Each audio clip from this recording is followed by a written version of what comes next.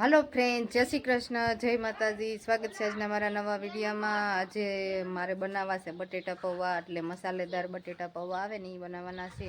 એની માટે આપણે જો અહીંયા થોડીક વસ્તુ લઈ લીધી છે। આપણે માંડવીના દાણા લઈ લીધા છે, એક બટેટું લઈ લીધું છે, 3 નંગ ડુંગળીના લીધા છે અને 1 નંગ મરચું લીધું છે। આપણે જે આદુ લસણની પેસ્ટ બનાવવાની બાકી છે તો ફટોફટ પહેલાં આદુ લસણની આપણે પેસ્ટ બનાવી નાખવી અને પૌવાને આપણે પલળવા રાખી દેવી।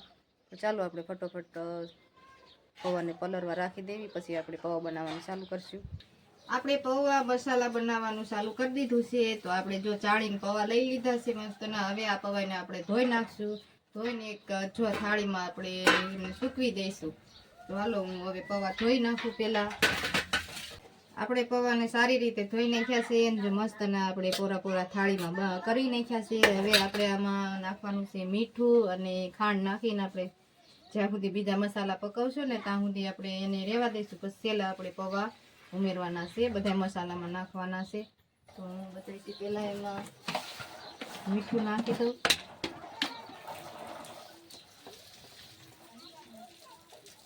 એક ચમચી મીઠું નાખી દઉં,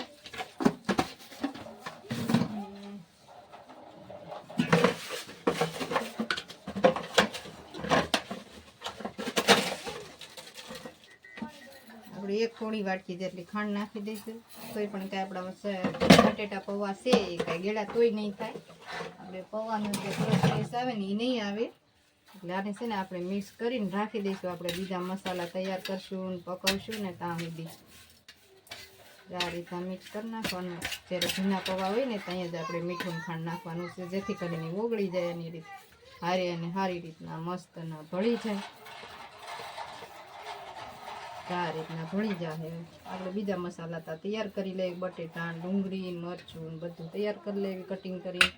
ત્યાં સુધી આપણે જો મસાલા પૌવા બનાવવાનું ચાલુ કરી દીધું છે। મસાલા પૌવા બનાવવા માટે એક જાડા તળિયાવાળી કઢાઈ લઈ લીધી છે લોખંડની, ને એમાં આપણે 2 થી 3 પાવડા તેલ નાખી દઈશું।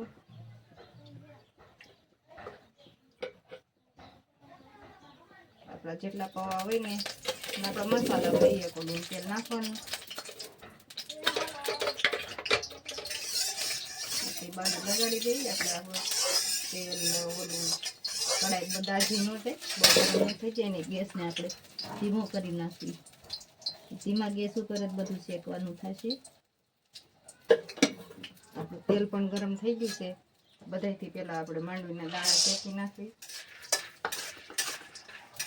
1/2 કપ જેટલી માંડવીના દાણા લીધા છે એ પહેલાં બધાથી પહેલાં શેકી નાખી। આપણે માંડવીના દાણાને તેલમાં નાખી દીધા છે અને તેલમાં સારી રીતે જો શેકી નાખ્યા છે એટલે તળવાના। તળીને આપણે ડીશમાં કાઢી લઈશું। આપણે માંડવીના દાણા ફૂટવા માંડ્યા છે એટલે આપણે માંડવીના દાણા તળાઈને તૈયાર થઈ ગયા છે। આ રીતના કાઢી લેવાના।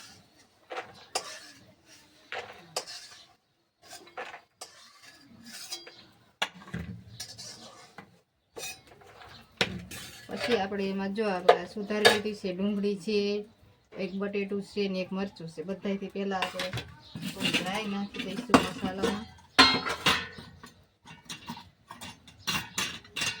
1 ચમચી ભરીને રાઈ નાખી દઈશું। થોડુંક જીરું નાખી દઈશું।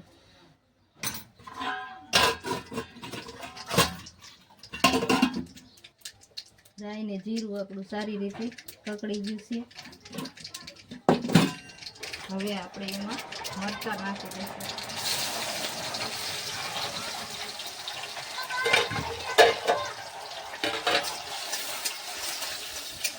મરચાં આપણા તળાઈ ગયા છે ને હવે આપણે નાખશું બટેટા। બટેટા જો નાની નાની સાઈઝમાં કટિંગ કરી લીધા છે, પતલી આછી સાઈઝમાં। એ આપણે હવે જ્યાં સુધી ભાંગી જાય આપણે તાવીથે કરી ત્યાં સુધી એને તળી લઈશું આપણે તેલમાં। આપણે હલાવ્યા રાખશું એટલે દાજી ન જાય એટલા માટે।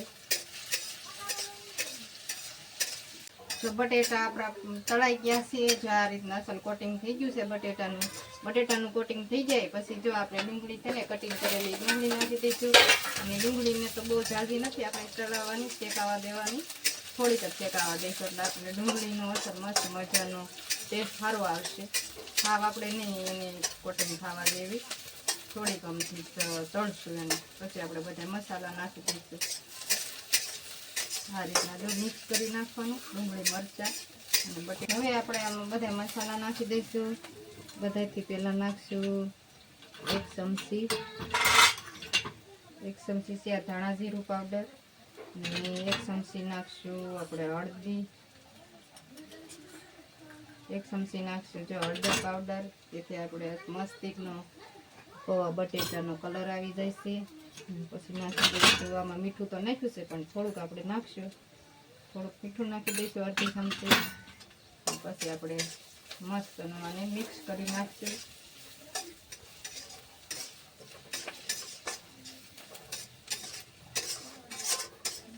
આ રીતના મિક્સ કરી નાખવાનું.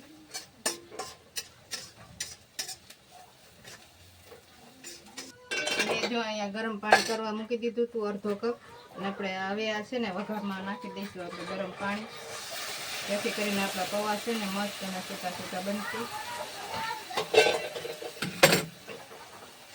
વઘારને આપણે 2 ફૂફાડા આવવા દઈશું. આમ આપણું પાણી ઉકળી જાય ને ત્યાં સુધી આ મસાલાને પકવી દઈશું. પાણી હારે ગરમ નાખ્યું હતું ને એટલે આપણે ફટોફટ પ્રોસેસ આ થઈ જાય છે.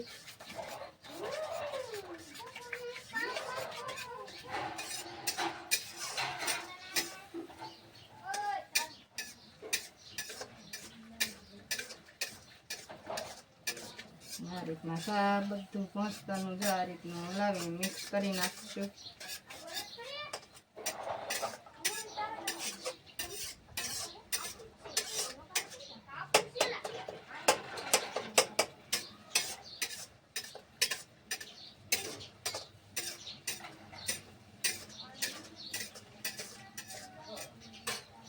આમાં થોડુંક પાણી હોય મસાલામાં, તાજ આપણે પૌવા નાખી દઈશું.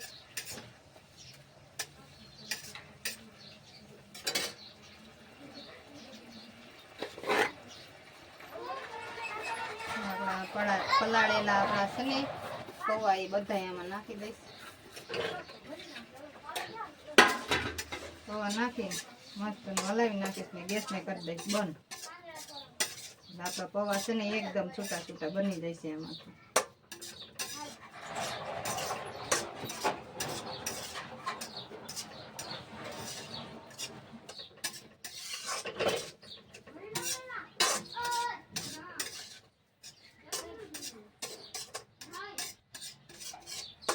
આ રીતના મિક્સ કરીને હવે આપણે આને 2-3 મિનિટ માટે ઢાંકી દઈશું.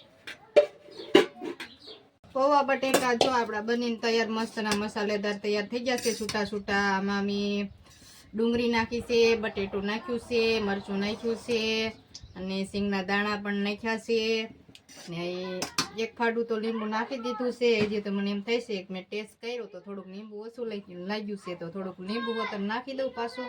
અને મસ્તનું ખાટા મીઠા મસાલેદાર આપણા પૌવા બનીને તૈયાર થઈ ગયા છે. ને હજી મારે ઘણું કામ કરવાનું બાકી છે, જે આપણે ડુંગળીના પોતરા અને માંડવીના દાણાના ઓલા પોતરાની બધું જે વાળવાનું બાકી છે, તો આપણે ફટોફટ વાળી નાખવી. આ થોડાક વાસણ બગડ્યા છે એ પણ આપણે ધોઈ નાખવી. થોડું પાણી આવી છે ને પાણીને એવું ભરી લેવી. ચાલો હું ફટોફટ બધું કામ કરી નાખું. અહીંયા જો આપણે પૌવા બટેટા બનાવ્યા હતા, એના વાસણ બધા ધોવાઈ ગયા છે અને પાણી આવી ગયું છે. આપણે ઝાડવાઈ પી ગયા છે. અહીંયા જો રસોડા પ્લેટ ઉપર બેસી ગયો છે. અને અહીંયા આપણે વિડીયોને પૂરો કરી દઈશું. આજનો મારો વિડીયો સારો લાગે તો વિડીયોને લાઈક કરજો. ચેનલમાં નવા હોય તો ચેનલને સબસ્ક્રાઈબ કરજો. ફરીથી મળશે એક નવા વિડીયો સાથે. ત્યાં સુધી બધાને જય શ્રી કૃષ્ણ.